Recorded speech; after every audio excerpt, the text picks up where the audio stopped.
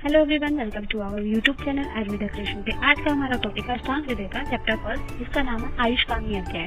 Chapter शुरू करने से पहले आयुर्वेद का प्रयोजन देखते हैं। तो स्वस्थ व्यक्ति के स्वास्थ्य की रक्षा करना और आतुर के विकार का प्रशमन करना, अर्थात जो व्यक्ति स्वस्थ है उनके स्वास्थ्य को और बढ़ाना, और जो व्यक्ति रोगी हो गए उनके रोग को शांत करके उनके स्वास्थ्य को बढ़ाना। अब आयु की परिभाषा देखते हैं। धन और सुख का साधन ही आयु है। इस आयु की जिस पुरुष को चाह वह आयुर्वेद के उपदेशों में श्रद्धा करे, अर्थात जिस भी व्यक्ति को अगर धन, अर्थ और सुख की प्राप्ति करनी है वह आयुर्वेद का जो भी प्रयोजन बताया गया है उसका पालन करता है तो उसे आयु की प्राप्ति होती है।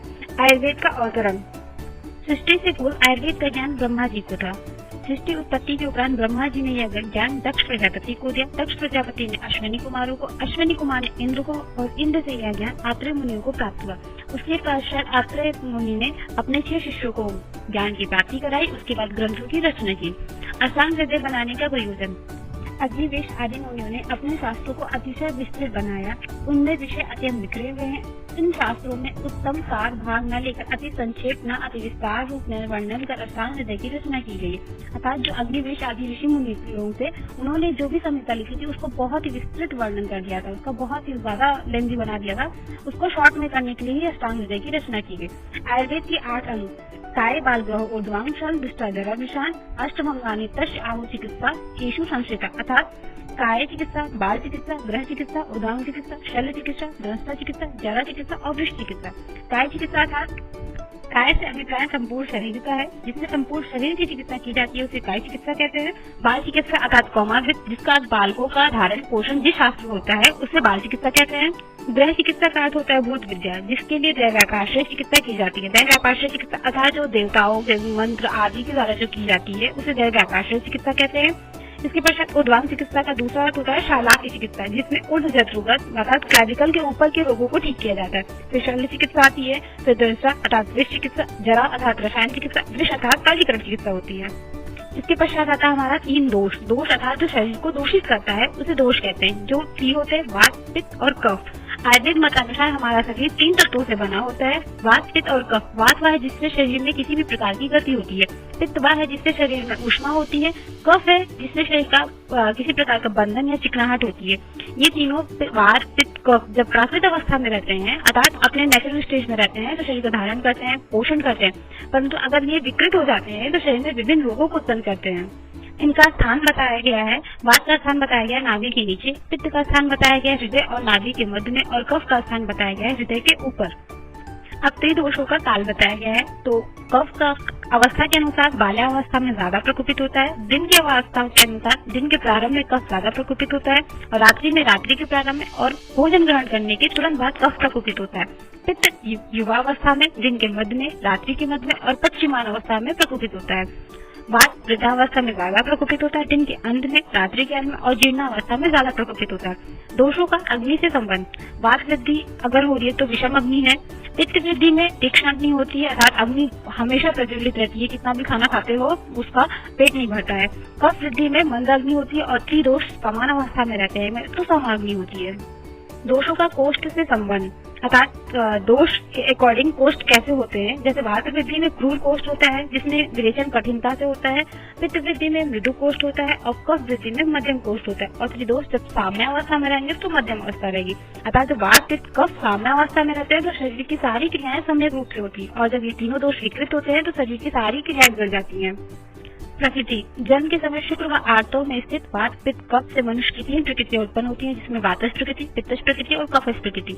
प्रकृतियां मनुष्यों को कभी हानि नहीं पहुंचाती, परंतु वात प्रकृति पुरुष को वात जन रोग, पित्त प्रकृति को पित्त जन रोग और कफ प्रकृति को प्रकृति वाले पुरुष को कफ जन रोग होते हैं। अर्थात जन्म से ही तीनों प्रकृतियां शरीर में विद्यमान होती हैं, परंतु जो व्यक्ति जिस प्रकृति का होता है अगर उसी प्रकार के आहार ज्यादा सेवन ज्यादा करता है तो उसे वातज, अगर आहार ज्यादा सेवन कर रहा है तो वातज ज्यादा रोग होंगे, पित्तज है तो पित्तज ज्यादा रोग होंगे, और कफज है तो कफज रोग ज्यादा होंगे। वातज प्रकृति को हीन बोला गया है, पित्तज को मध्यम बोला गया और वातज कफज को उत्तम बोला गया है। दोषों के गुण। सत्य, रुक्ष, लघु, शीत, खर, सूक्ष्म, सचल, अनिल, अर्थात वात के गुण बताया गया है। रुक्ष, शीत, लघु, खर, सूक्ष्म और चंचल। पित्त के गुण बताए गए हैं। ईशत स्निग्ध, तीक्ष्ण, उष्ण, लघु, विष, सर और द्रव अर्थात पित्तम सास में तीक्ष्ण, उष्णम, लघु, विस्तरम, सरम, द्रवम।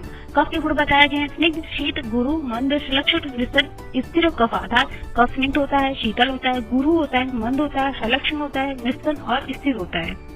इसके पश्चात आता है दूष्य ज्ञान। दोष जिनको दूषित कर शरीर में रोग उत्पत्ति करते हैं अर्थात जो हमारे वात पित्त कफ है शरीर में जिसको दूषित करते हैं उसे दूष्य कहते हैं। इनको धात्रे भी कहते हैं। ये प्राकृत अवस्था में शरीर का पोषण करती है और इनकी संख्या 7 होती है। रस, रक्त, मांस, मेद, अस्थि, मज्जा, शुक्र, इनकी क्रम से इनकी उत्पत्ति होती रहती है। अब आते हैं मल पे। ये शरीर को मलिन करें, जो शरीर को मलिन अर्थात गंदा करता है उसे मल कहते हैं। खाए हुए अन्न से जहाँ शरीर का पोषक रस उत्पन्न होता है और इसके सार भाग से मल की उत्पत्ति होती है। मल संख्या में 3 होते हैं, मूत्र, शकृत और श्वेत। मल भी दोषों द्वारा दूषित होकर रोग को उत्पत्ति करते हैं। सभी धातुओं के मल अलग अलग होते हैं, जैसे रस का मल कफ, पित्त का मल रक्त और मांस का मल नासिका आदि छिद्रों के द्वारा जो मल निकलता है।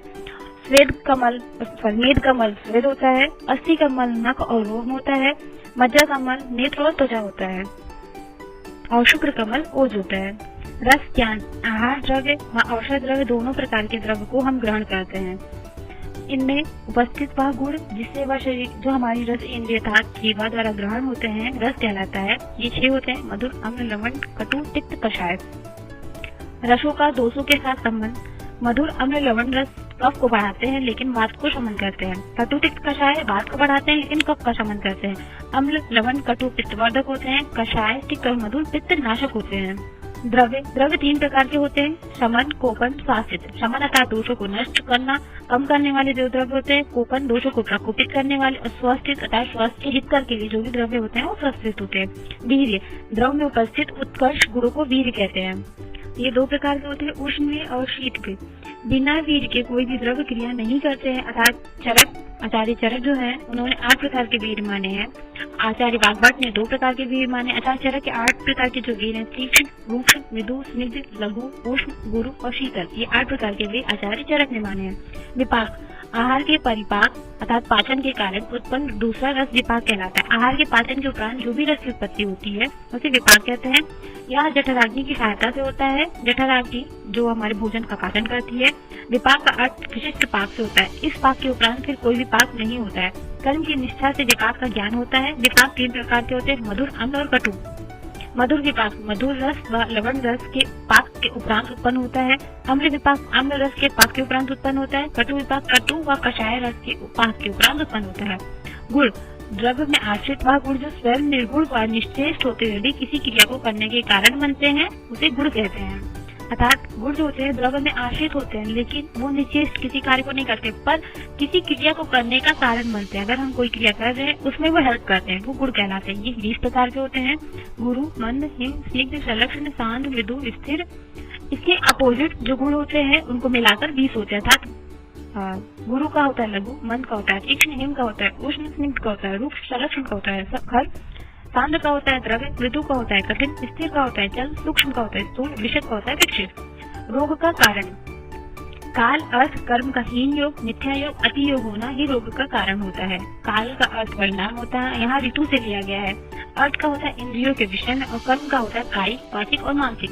कायिक अर्थात शरीर के द्वारा, वाचिक अर्थात बोलकर, मानसिक अर्थात मन के द्वारा जो भी कर्म किए जाते हैं वह हीन योग हो, या तो बहुत कम हो जाना, या तो अति योग, या बहुत ज्यादा हो जाना, या तो मिथ्या योग यानी गलत तरीके से यूज करना, वो रोग के कारण होते हैं। काल का हीन योग होता है अपने स्वभाव से कम होना, मिथ्या योग अपने स्वभाव से विपरीत होना और अति योग अपने स्वभाव से अधिक हो जाना।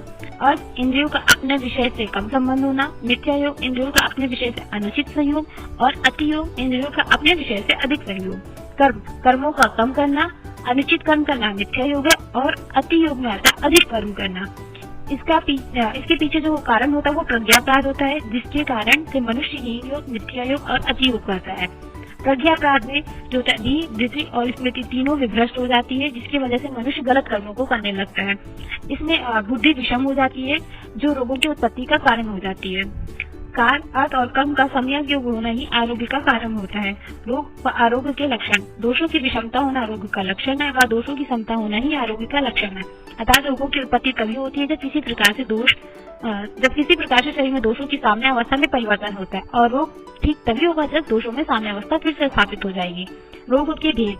समस्त रोगों को दो भागों में विभाजित किया, निज और आगंतुज। निज रोग अर्थात वह रोग जो शरीर के अंदर दोषों की विषमता से उत्पन्न होते हैं। आगंतुज वह रोग जो किसी बाहरी आघात के कारण उत्पन्न होते हैं, उसे आगंतुज कहते हैं।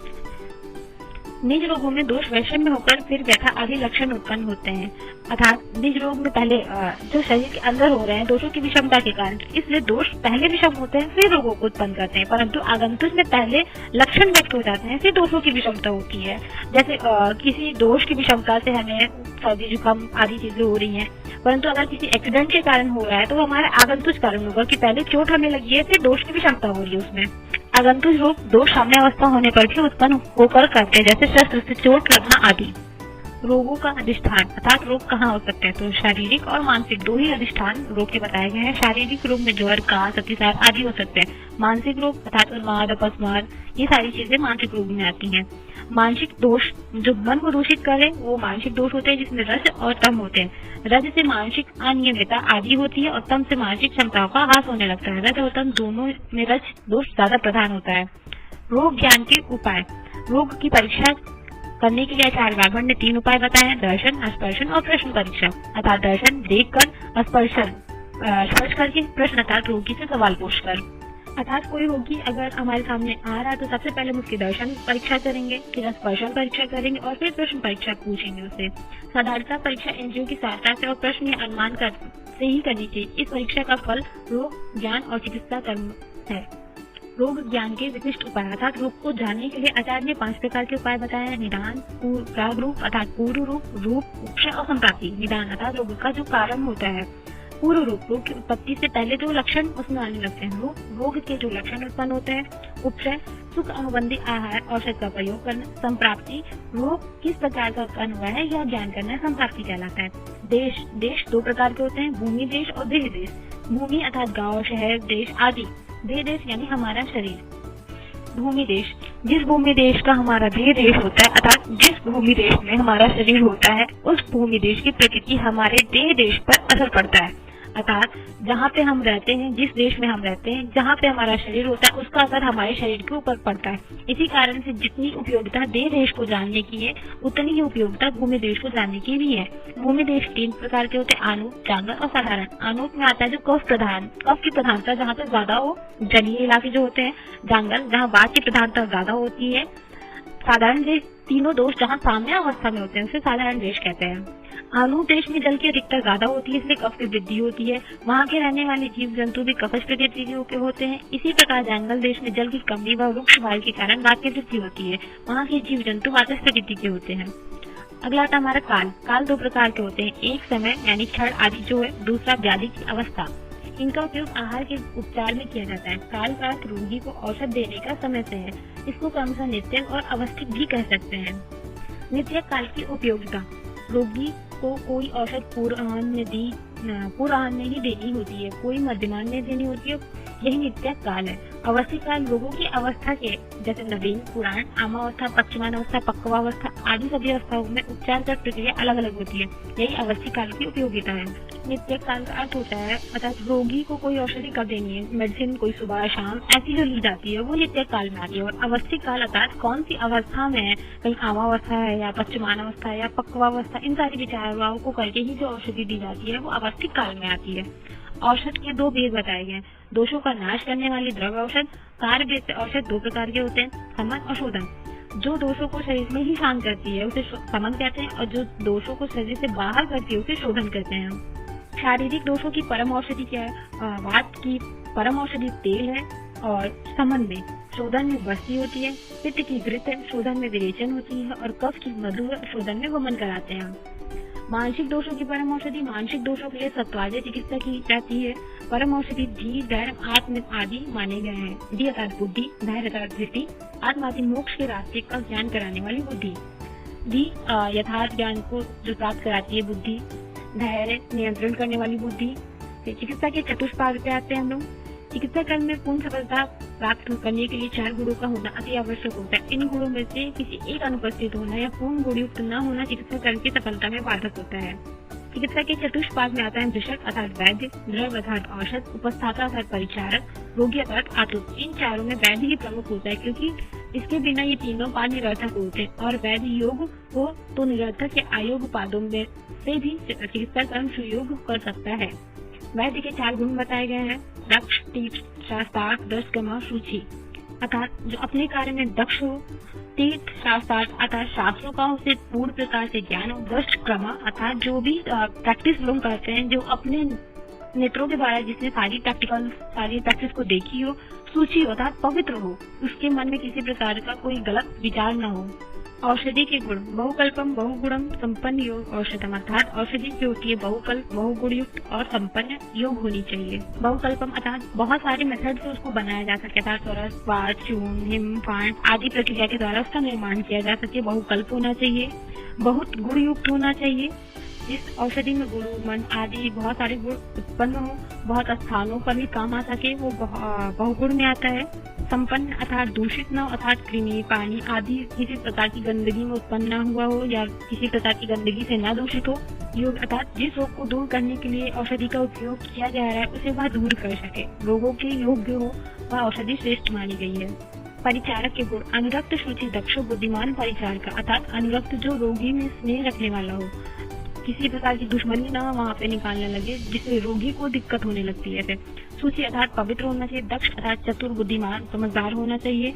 रोगी के गुण: आड्य रोगी, विशद वैश्य, ज्ञापिका, सत्वानति।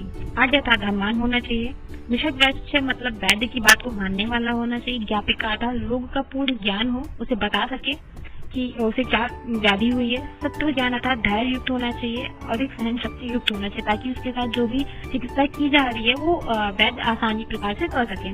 चतुष्पादों के 4 गुण बताए गए हैं, जिन्हें कुल मिलाकर षोडश कला कहा जाता है। सुयोग चिकित्सा कर्म हेतु चतुष्पाद षोडश कला युक्त होने चाहिए। 4 प्रकार के रोग: साध्यता, असाध्यता की दृष्टि से रोगों को मुख्यतः 2 भागों में विभाजित किया गया, साध्य व असाध्य। रोग जो होते हैं साध्य असाध्य 2 प्रकार के होते हैं, जिसमें साध्य भी 2 प्रकार का होता है, सुख साध्य और कृत्य साध्य, और असाध्य 2 प्रकार का होता है, याप्य और अनुपकृत। सुख साध्य होता है इस प्रकार के रोग चिकित्सा करने पर शीघ्र ठीक हो जाते हैं, सुख साध्य कहते हैं। रोगी सर्वदा औषधों को सहन करने वाला होता है, रोगी युवा हो, संयमी हो, पुरुष लिंग हो, रोग मर्मस्थल पर न पहुंचा हो, रोग कम निदान अर्थात कम उसके लक्षण उत्पन्न हुए हो, पूर्व रूपयुक्त या उपद्रव रहित होना चाहिए, दूष, देश, ऋतु, प्रकृति रोग के समान न हो, चतुष्पाद षोडश कला युक्त हो, रोग एक मार्गगामी हो या नवीन हो, ग्रहों के अनुकूल, ये सारे अगर लक्षण उत्पन्न है तो रोग सुख साध्य जिसे आसानी से ठीक किया जा सकता है। कृच्छ साध्य रोग: जिस प्रकार के रोग कठिनाई से बहुत उपायों के द्वारा देर से ठीक होते हैं उसे कृच्छ साध्य रोग कहते हैं। सुख साध्य के विपरीत लक्षण जो भी होंगे वो कृच्छ साध्य में आएंगे। शस्त्र, क्षार, अग्नि से साध्य रोग होते हैं वो कृच्छ साध्य में होते हैं। याप्य रोग: इस प्रकार के रोग चिकित्सा क्रिया करने तक शांत रहते हैं मगर चिकित्सा समाप्त होने पर ही पुनः उत्पन्न हो जाते हैं, अर्थात ऐसे रोग जिनका जब तक ट्रीटमेंट चलता रहता है तब तक वो ठीक रहते हैं और ट्रीटमेंट बंद करते हैं वो फिर से उत्पन्न हो जाते हैं, वो याप्य रोग कहलाते हैं। सुख साध्य के लक्षण के विपरीत होते हैं, पथ्य का अभ्यास करते रहने तक ही रोग शांत रहते हैं, आयु शेष रहने के कारण रोग कम कष्टकारी प्रतीत होता है। अनुक्रम: इस प्रकार के रोग समस्त चिकित्सा उपक्रम करने पर भी शांत नहीं होते अर्थात असाध्य रोग भी कहते हैं। सुख साध्य के अतिशय विपरीत होते हैं, उत्सुकता का नाश, मुंह की उत्पत्ति, बेचैनी, मृत्यु, सूचक चिन्ह उपस्थित होते हैं, इंद्रियां इनकी नष्ट हो जाती हैं। जो असाध्य के लक्षण उत्पन्न कर देते हैं उन्हें अनुक्रम, जिनकी चिकित्सा नहीं कर सकते हैं वो अनुक्रम रोग कहलाते हैं। यहाँ पे आयुष कामी चैप्टर खत्म होता है। इसमें अध्याय संग्रह के हिसाब से अष्टांग हृदय में कुल 6 स्थान बताए गए हैं, जिसमें 120 चैप्टर्स बताए गए हैं। इसमें सूत्र स्थान में 30 अध्याय बताए हैं, शारीरिक स्थान में 6, निदान स्थान में 16, चिकित्सा स्थान में 22, कल्प सिद्धि स्थान में 6 चैप्टर बताए गए हैं और उत्तर स्थान में 40 अध्याय बताए गए हैं। टोटल मिला के 120 चैप्टर अष्टांग हृदय में बताया गया है। यहाँ हमारा फर्स्ट चैप्टर खत्म होता है। फर्स्ट चैप्टर के ऑलमोस्ट सारे श्लोक इम्पोर्टेंट हैं, आप अपनी बुक से देख लीजिएगा। Thank you.